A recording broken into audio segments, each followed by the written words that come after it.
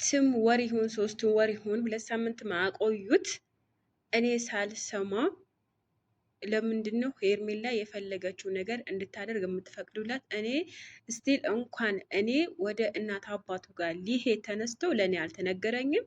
እና ደግሞ በተለይ ስልኩም ተዘግቷል፣ ስልኩም አታነሱም። እና በእኔና ልጄ እኔና ባለቤቴ ለመለያየት የማታደርጉት ጥረትና ድንጋይ አትፈልጡም። እና እናንተ ምን ሆናችኋል? እኔ ሳልሰማ እናት አባቱ ጋር ሊሄድ ነበረ እኔ ባልደርስባቸው። እስቲል እንኳን ሄርሜላ ጠርታችኋት ልትሰናበተው እና ሄርሜላ ልትሰናበተው እሷ የፈለገችው ነገር እንድታደርግ እየፈቀዳችሁላት ነው ትላለች ሩታ ሀብቴ። ሰላም ጤና ይስጥልኝ። በመላው ዓለም ለምትገኙ የሌይላ ግሮስ ቤተሰቦች በመላው ፍቅር ሰላም አብዝቼ ለእናንተ ተመኘሁኝ። ለቤት አዲስ ከሆናችሁ ላይክ፣ ሼር፣ ሰብስክራይብ እያደረጋችሁ ኮሜንት ላይ አሰብ አስተያየታችሁን አስቀምጡልኝ። እንግዲህ በዚህ ሰሞን የሚፈጥረው ነገር በሄርሜላ እና በሩታ መካከል የሚፈጥረው ነገር እያየን ነው፣ እየሰማን ነው። እጅግ በጣም እየከረረ ነው።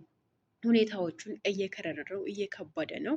በዛም ልክ ሆኖ ግን በጣም የሚያስጠላና በጣም የሚያሳፍርም ነገርም እያየን ነው። በነገራችን የምትወዱት ሰው እንደዚህ ሲሆንባችሁ በጣም ያሳዝናል ማለት ነው። ወደ ጉዳይ ልምጣ። ትላንትና በተፈጠረው ነገር ደግሞ እጅግ በጣም ነው ያዘንኩት እኔ ማለት ነው። በበኩሌ ሰው እንደ ራሱ ነው የሚናገረው ማለት ነው። እኔም ደግሞ የተሰማኝ አስተያየት ነው ማስቀምጠው እንጂ ከኔ ምንም ነገር የለም ማለት ነው። ስለዛ ውዶች አሁን ትላንትና አብርሽ ወደ እናት አባቱ ጋር ለመሄድ ትልቅ ውሳኔ ነው የወሰነው። እኔ በበኩሌ በጣም ነው ደስ ያለኝ። ምክንያቱም በቃ ህይወቱን ሊኖር እና ደግሞ እራሱ ሆኖ ሊሰራ እራሱ ሆኖ ሊመርጥ እራሱን ሆኖ ህይወቱ ሊመራ መብት አለው እና ይሄ ነገር ደግሞ ለተወሰነ ሰዓታት እናት አባቱ ጋር ቢሄድ ምንም ችግር የለውም ማለት ነው። ሩታ በመሀል መታ እንደዚህ መበጥበጥም አልነበረባትም ማለት ነው። እና ሁለቱ ቢጨቃጨቁም ሁለቱም እንትን ቢሉ ማንም ሊሰማቸው አልቻለም። ምክንያቱም ዴቭ እና ብዙ ያደረጉት ነገር አድርገዋል። ግን በነገራችን ላይ አንዳንድ ጊዜ እኛ የሰው ህይወትን ለማበላሸት የማናደርገው ጥረት የለም እና በጣም ነው የገረመኝ። እኔ በሩታ በጣም ነው ያዘንኩባት ማለት ነው። ሩታ አሁን አብርሃም ጤነኛ ሆኖ ከእሷ ጋር ሆነ ከሄርሜላ ጋር ሆነ የልጇ አባት ሊኖር ካልፈቀደች ለምንድን ነው እንደዚህ ያክል እንደዚህ ለመበጥበጥ ተነሳችሁ ማለት ነው? ያ ሆኖም ግን ሄርሜላ ጎበዝ ናት፣ በጣም ጎበዝ ናት። እና ደግሞ ሩታ ያለችው ነገር ትክክል ነው። ያው የልጇ አባት ነው። ምንም ቢሆን ተጣላ ያኔ ተፋተዋል። ግን አባትነቷ ጋር ሲሄድ ስልክ አጥፍታችሁ ሳይሆን በቃ ያለው ነገር ነግራችኋት ያለው ነገር ነግራቷ ተወያይታቱ የመሆን ያለበት ነገር ነበረ። እሷም ደግሞ ፌንት ትበልታለች። በቃ እሳት ጎርሳ እሳት ለብሳ ነው የመጣችው ማታ ማለት ነው። እና ያም ሆኖ ግን ሩታ እንደዚህ ማለት አልነበረባትም። ከኔ ለመለያየት ከኔ ለመነጠል ከልጁ ከመነጠል ምንም ብታደርጉ ምንም አብርሃምና እኔ አብረን ነው የምንኖረው እያለች አሁንም እየፎከረች ነው ያለችው ማለት ነው። እሱ ማላይ ዴቭ እና ቡዜ ላይ ማለት ነው፣ የአብርሃም ወንድምና እህት ላይ። ይሄ ደግሞ በጣም አሳፋሪ ነገር ነው። መፎከርም አልነበረባትም፣ መናገርም አልነበረባትም። ያለው ነገር ኦኬ፣ ተወያይተው ፈተውት፣ እሱም ወደ እናት አባቱ ጋር ሸኝተውት ያለው ነገር በስነስርዓት ተወያይተው መለያየት ነበረባቸው ባይ ነኝ፣ በበኩሌ ማለት ነው። ያው አንዳንድ ሰው አስተሳሰቡ በጣም ከበድ ያለ ነው እና አይታችኋል። ሄርሜላ እንቅፍ ውስጥ ገብቶ አብርሃም በቃ ሄርሜላ እንቅፍ ውስጥ ነው የገባው እና በጣም ነው ያሳዝነኝ። እኔ እንጃ ለምን እንደሚያሳዝነኝ አላቅም። እኔ አብርሃም ማለት ነው እና ሄርሜላ እና አብርሽ መቼም ቢሆን መቼም አይለያዩም ከሁለቱም ማለት ነው። እና ደግሞ ስለ ሄርሜላ እርግዝና ደግሞ ሄርሜላ ትላንትና ሆዷ ወጥቶ ነበር፣ እንደ አጋጣሚ አይቼው ነው። ስለዛ የጠየቃች ጥያቄ ሄርሜላ አሁንም እርጉዝ ናት። ያለው ነገር ደግሞ በቅርብ መልስ እንደምሰጥበት ተስፋ እናደርጋለን ማለት ነው።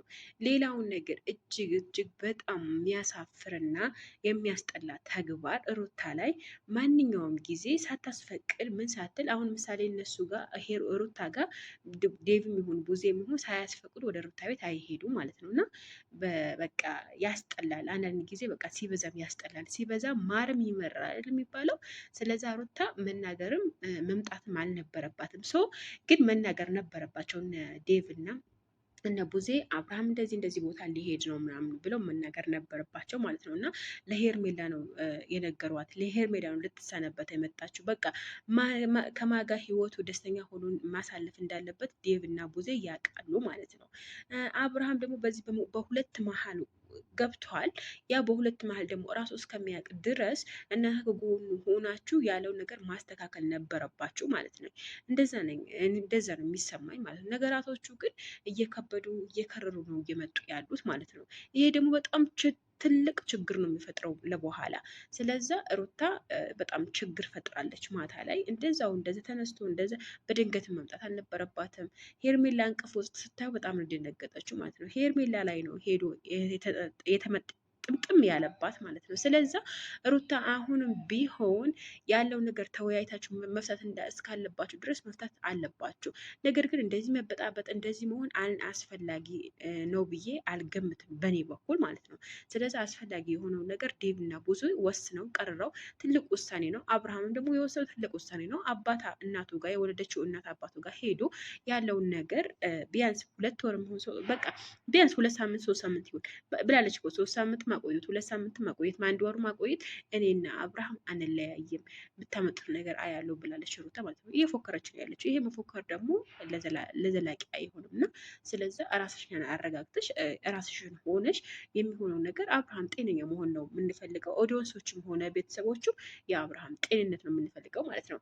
እኔ በዚህ በቃሁኝ። ኢንሻአላህ በሌላ ቪዲዮ ከሰታለሁኝ። እናንተ ላይክ፣ ሼር፣ ሰብስክራይብ ሳታደርጉ ይሄ ቤት መውጣት የለባችሁም። ይሄ ቤት ከዘረኝነት ከሃይማኖት ነፃ የሆነ ፈገግታን የሚያፈራ ፈገግታ የሚፈጥር እኔ ስንተባተብ እናንተ የምትስቁበት ነው። ይሄ ቪዲዮ እንዲደርሳችሁ ደግሞ ከፈለጋችሁ የደውላል ምልክት መጫን እንዳትረሱ። የኔ ቅመሞች፣ የኔ ማሮች፣ የኔ ፍቅሮች፣ የኔ ጀግኖች በቃ ለእናንተ እኔ ቃላት የለኝም። አንዳንዳቸው ዝሙት የምትሉ ዝሙተኛ፣ አንቺ ዝሙተኛ ነች ከዝሙተኛ ጋር የምትከተዩ የምትሉኝም ቡዳ ሸረኛ ነች። እኔ የፈለጋችሁ ነገር በሉኝ። እኔ ግን እስካልሆንኩ ድረስ አይገርመኝም ማለት ነው። እኔ ግን እወዳቸዋለሁ። ስለዛ ላይክ፣ ሼር፣ ሰብስክራይብ ሳታደርጉ የትም መንቀሳቀስ የለም። በጣም ነው የምወዳችሁ። ቃላት የለኝም ለእናንተ።